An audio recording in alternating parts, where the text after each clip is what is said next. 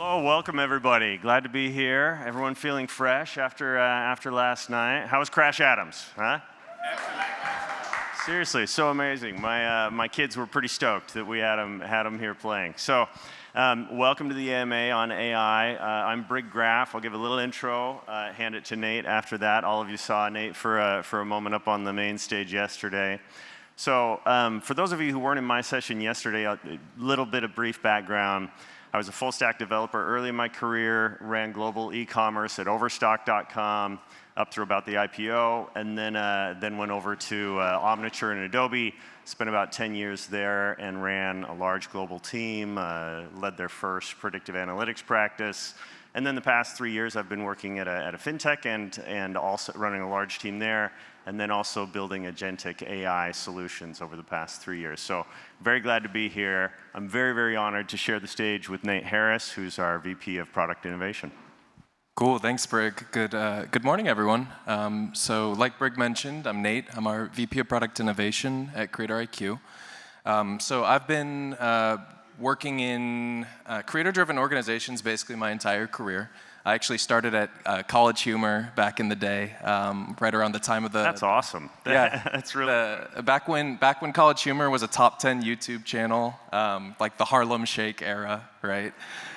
But yeah, I've always been a technical marketer, worked in marketing ops from the beginning, and then over the past 5 years have been building and leading AI-driven applications. So super excited to talk about this topic today and how AI is affecting our space at large, and learn and hear questions from all of you. Yeah, thanks, Nate. Appreciate that. Would it be helpful, we thought it would be useful to take just a moment here, and Nate can give us kind of a lay of the land of the current industry, trends happening, while you guys are formulating some of your thoughts or questions we'd love to get into in a bit. But we'll kind of level set on that lay of the land.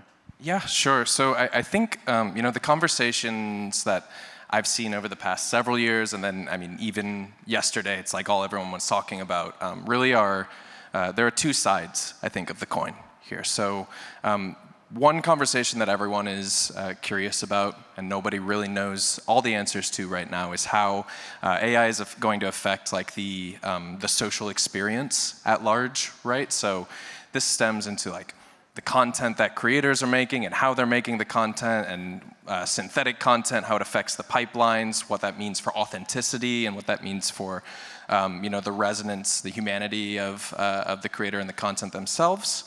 And then on the other side of the coin, you've got like the marketing conversation, right? So this would be how is this going to affect the B2B side of this industry, how people do their jobs, and for me as a technologist at CreatorIQ, right? Like, it's what kinds of technology are we building? How are we making sure that we're building technology that makes the correct bets on the first side of that coin, right? And supports what people want, both audiences and creators and marketers.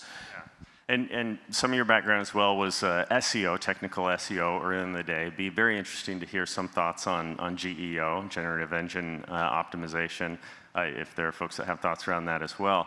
But would you just kind of do a double click into the overview of how multimodal AI is played into SafeIQ that you announced yesterday as kind of a landscape as well? Yeah, sure. I think this kind of gets to like CreatorIQ's philosophy of how we are approaching building for AI solutions, right? Like, there have been 101 vibe-coded agentic startups that have popped up in our space, like fully automate this part of the creator marketing pipeline or this part.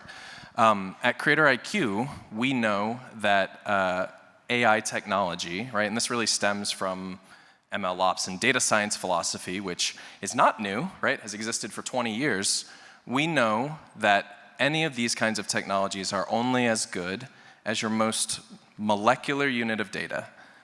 So for creators, that's the content, right? Until you can understand the content with great precision and great depth, you're not going to be able to really understand what a creator represents, or the campaigns that that creator is in, or the program that those campaigns are in, or the community in which those programs are in, right? So what we have started with, and what you've seen really with SafeIQ is making sure that our foundational data infrastructure, the things that we know about content, are incredibly robust and differentiated. Yeah, and just to share a bit of that context, so SafeIQ that you saw yesterday on the main stage, it goes through over a dozen key categories of tagging and content based on profanity or not suitable for work or those other traits. That's really just a tiny slice of the full data that CreatorIQ's multimodal AI is able to tag up this content with. And that's what's really exciting to me about kind of the vision of where it is we're headed and the things that we can do that can be done with that data. For example, once you have dozens and dozens of traits around every piece of content, such as, what was the setting? Was it indoors or outdoors? Was there a competitor logo in the background? Was the production quality super high quality, or was it a low production quality? Was it humorous, or was it educational, or was it luxury lifestyle? All those dozens and dozens of traits.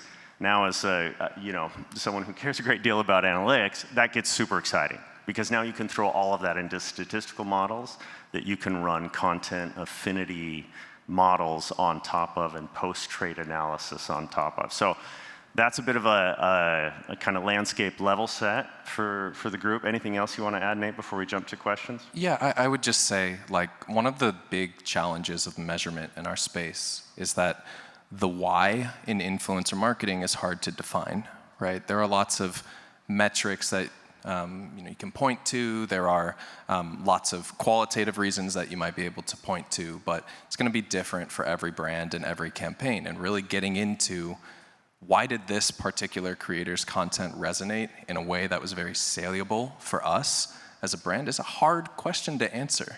With this stronger underlying graph of data, it makes the regression analysis that you need to do to answer that question with confidence possible. And that is like imagine if we can always know exactly why, from a content point of view, a campaign worked or it didn't work. Those are the kinds of questions that we're going to be able to answer as we continue to build out this infrastructure. Yeah, and I think it's not, and this will be the last comment, then we really will get to questions, but it spurred a thought of me here around the fact that, once you have data around those traits, and once you can kind of have that level set and you look at the suitability, it's not just about suitability from a kind of just overall heuristic, but it's also the reality that sometimes the safest content isn't the best performing. Sometimes an edginess is valuable for some brands, and what's great for Monster Energy is different for Dove Beauty, right? There's a different sort of content that you would care about at that. And so getting all of those traits and then running analysis on it, and we can talk a bit more about what that analysis would be, you can find that edge where there's the diminishing returns where, wow, the profanity just got too much and we lost the value, versus, hey, one or two swear words in there or whatever that shows that they value candor over courtesy, and sometimes that's the vibe you want to send. So, all right, there's landscape. Would love to welcome any questions from folks that have thoughts in the audience. I think they have a microphone coming up here for you. Hello. Hi. I'm the influencer marketing manager for Tailored Brands, the more nationally recognized brands like Men's Wearhouse, Jose Bing. Right now, our VPs are having conversations around audience duplicity. So they were curious to know if CreatorIQ would have roadmaps where we could look at, follower overlapping to compare two creators as opposed to, activating them both and choosing the better suited candidate. So looking at the audience overlap between different creators, is that something you wanted to speak to, Nate? Yeah, so it's definitely a challenge that I think a lot of brands have. Part of the challenge with using followers as the proxy for audience is that content itself in our algorithmic content first world often doesn't actually map back to the followers of a creator, right? It's a good proxy to understand the likely audience, but on a platform like TikTok, a lot of the people who are seeing the content itself are not the people who follow the creator. In fact, pretty often they might not even be aware of who made the content. It might just be topically relevant to things that they will care about, right? And so followers are like, it's a useful thing, right? It's a useful thing, but just understanding the overlap of followers does not necessarily answer the question of deduplicating audience for content. So yeah, and there's another piece to that is just the fact that, thanks, yeah, just stand back there.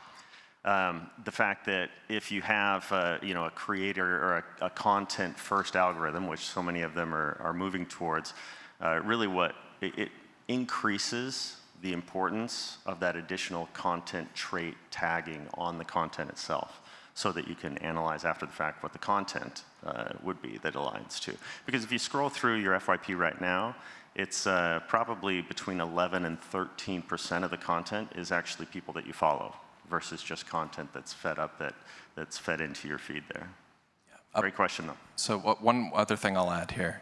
So here's our logic train, right? And what is on our roadmap, what we're experimenting with, right? We're measuring right now at CreatorIQ. So we know that social platforms are going to do a great job of taking a piece of content in isolation and getting it to the people who would care about that content, right? So we know this to be a truth. I'm sure social platform partners are in the audience right now. They do a great job at this. Every platform does, right? So it follows that the qualities of the content itself are going to determine who it reaches, right? So things like what brands are mentioned within the content, where it takes place, the level of the language, the settings, right? The overarching tone, the qualities of the creator themselves. So what we can learn at CreatorIQ, we can look at the content and we can understand who is the likely intended audience, the target audience of this content. We can use first-party metrics when creators authenticate to make sure that we're predicting this with a degree of good accuracy. And then this becomes a proxy for understanding who creators are likely reaching because the platforms themselves are going to distribute based on the qualities of that content. This is a lot more powerful for understanding eventual audience of content than just looking at followers themselves. Yeah. Great question, thanks. Yeah, right here on the aisle, white shirt. Hi, I'm Stephanie with All Trails. I lead our social and creator partnerships, biggest outdoor community in the world, if you want to talk to me later. I'm really curious with how you're using AI, specifically SafeIQ, to keep up with the speed of culture. Something that might be safe right now or low brand risk could change in an hour, a day, a week, and it's different for everybody. So I'm really curious how you're keeping pace with that. Yeah.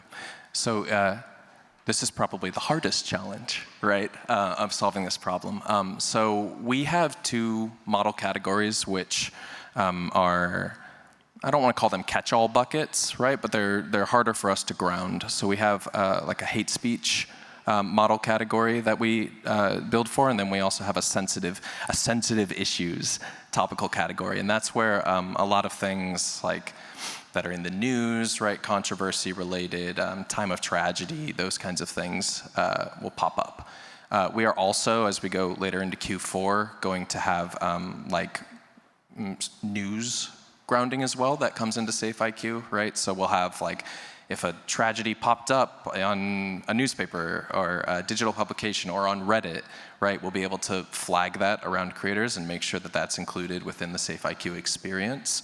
But this is the challenge that that any company building AI has right now, is just like recency and contextual understanding of what's going on in the world. Our model grounding and analysis so far suggests that we're doing a pretty darn good job of it. But yeah, I think it's important. It's not something we're ignoring. Great, good question. Other questions we have here? There's a hand here on the side. And let me know if I'm missing someone. I want to make sure I don't miss the edges if a hand goes up. I really don't like this microphone. I'm Jesse with NVIDIA. So just a question about how you're evaluating not only content, but also their communities comments, responses from their communities, and evaluating that for brand safety. So do you want to speak? I'll share one thing here.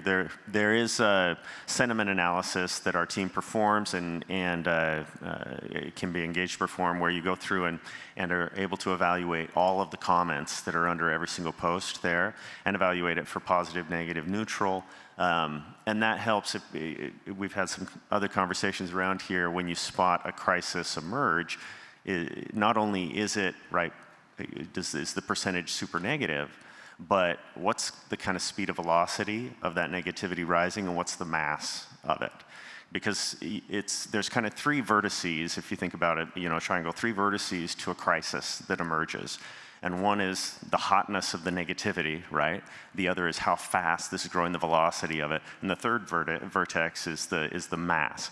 And if you have a situation where there's hot negativity, and but it's not growing very fast and there's not a lot of mass, that's a situation where you probably don't even want to wade into the conversation. You'll just add oxygen to the fire.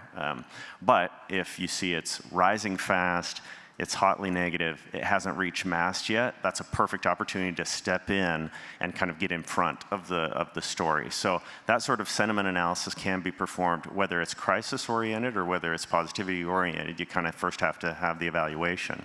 But then, of course, there's all sorts of concepts around sentiment analysis in the platform, too. Yeah, so Brig's team is a bit of an unfair superpower for CreatorIQ, right? Because he has a highly technical, tech-enabled services function.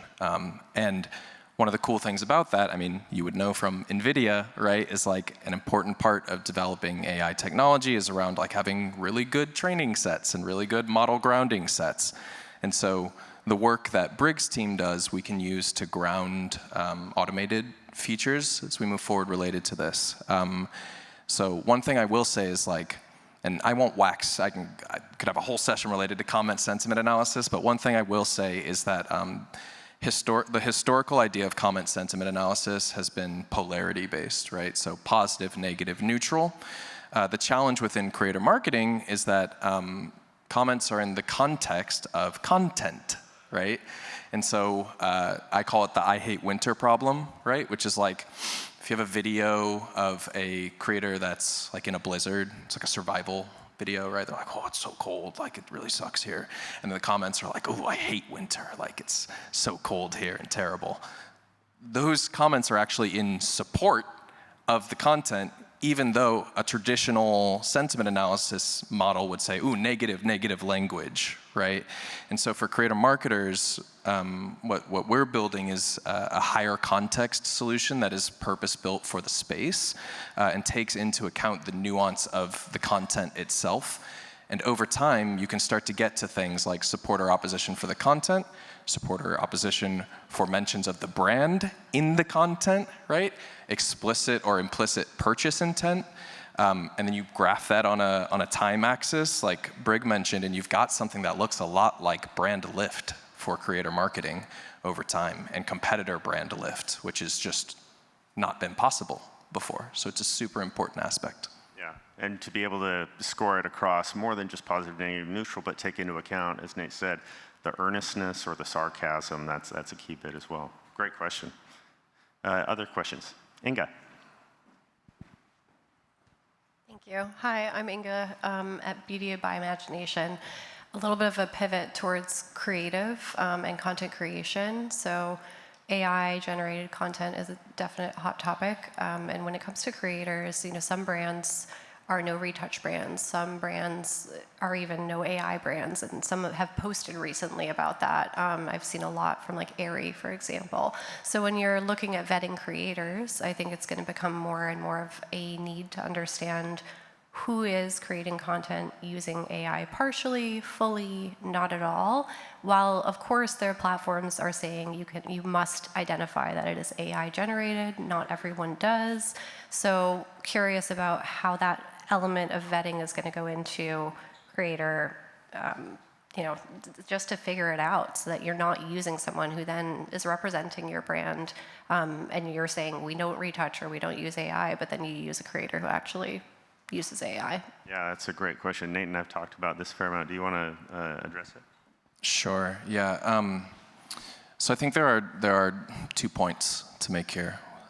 So point one is really around why do some brands want to earnestly, like, fully avoid synthetic content or synthetic creators? And I think it comes down to patterns that we're seeing in audience behavior, right? So it's a weird kind of sci-fi space right now, right? Because on the one hand, you have audiences that are consuming entertainment social content who are kind of like, ooh, this like Sora 2 stuff, like this scratches the right part of my brain, right? Like I maybe don't care so much that this is decoupled from like the creator community experience. But then on the other side of that coin, you have like product-driven content that has actual authentic experience with brands' products, right? With an event or something like this. And if that was synthetic, right? If it's like, oh, I posted a video of a review, but like it's not even me and I've never actually seen this product, like audiences would have a very strong negative reaction to that. It's like, this is the same thing as a fake review on a website, right? So I think, nobody really has all the answers to how audiences themselves will react, and I think we're all kind of exploring that together right now.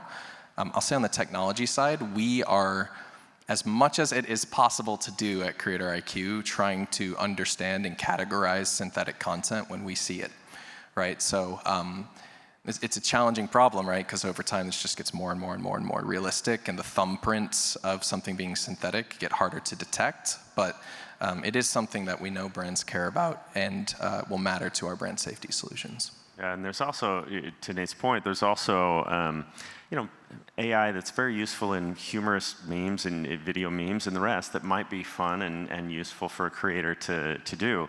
But again, like if Monster Energy posted a picture of a snowboarder, but it was totally AI that he did something crazy, it wouldn't be impressive. It's not a human performing that stunt, that act, that trick, that lacing that line down the mountain. It wouldn't be. So I think authenticity at the core of it, and that it's not deceptive in nature. That's the key element. Other question? Oh, I think we're at we got time for maybe one more question. Yes, here in the center.